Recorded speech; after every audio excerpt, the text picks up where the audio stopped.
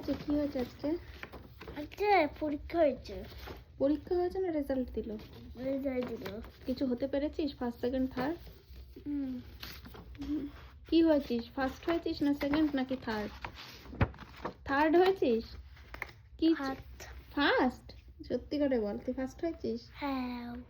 কে first হয়েছে? এই যে রেজাল্ট।